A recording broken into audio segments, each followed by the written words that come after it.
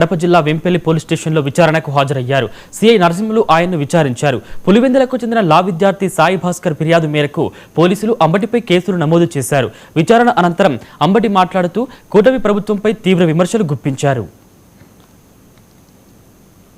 YCP నేతలపై కేసులు పెట్టి అణచివేయాలని చూస్తున్నారని ఆరోపించారు. సజ్జల భార్గవ్ రెడ్డిపై కూడా కేసులు పెట్టి వేధిస్తున్నారని అన్నారు. మరి తమపై విమర్శలు చేసిన టీడీపీ నాయకుల మీద ఎందుకు కేసులు పెట్టడం లేదని నిలదీశారు.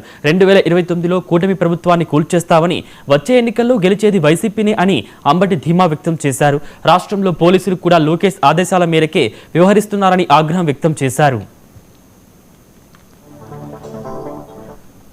పులివెందుల పోలీస్ స్టేషన్ లో నా మీద రిజిస్టర్ అయినటువంటి క్రైమ్ నెంబర్ 18/26 మంజుల భాస్కర్ సాయినాథ్ ఇచ్చినటువంటి రిపోర్టు మీద రిజిస్టర్ చేసినటువంటి కేసులో పోలీసు వారు నోటీస్ ఇచ్చారు. విచారణకు హాజరు కావాల్సిందిగా. దాని నిమిత్తం నేను ఇవాళ వచ్చి ఈ విచారణకు హాజరు కావడం, వారు అడిగిన ప్రశ్నలకు అన్నిటికీ సమాధానం చెప్పి కోఆపరేట్ చేయడం జరిగింది. ఇక్కడ రాష్ట్ర ప్రజల దృష్టికి ఒక విషయాన్ని తీసుకురాదలుచుకున్నాను. ఇదే ఫ్యాక్ట్స్ మీద ఎవరైతే ఇక్కడ కంప్లైంట్ చేస్తే కేసు రిజిస్టర్ చేశారో అది జనవరి 31వ తారీఖు టూర్లో రాష్ట్ర ముఖ్యమంత్రి చంద్రబాబు నాయుడు గారు నేను అనరాని మాటలు అన్నానని ఇక్కడ కంప్లైంట్ ఇచ్చారు. ఇక్కడ రిజిస్టర్ చేశారు. నల్లపాడు పోలీస్ స్టేషన్ లో కూడా కేసు రిజిస్టర్ చేశారు. అదే రోజు సాయంత్రం నన్ను అరెస్ట్ చేశారు. ఆ మరుసటి రోజున నన్ను కోర్టులో హాజరుపరిచారు. కోర్టు వారు రిమాండ్ ఇస్తే నేను 18 రోజుల పాటు రాజమండ్రి సెంట్రల్ జైల్లో ఉన్నాను. తర్వాత బెయిల్ మీద రిలీజ్ అయ్యాను. Same facts, complaints are different. ఒకే సంఘటన, ఒకే ఇన్సిడెంట్, ఒకే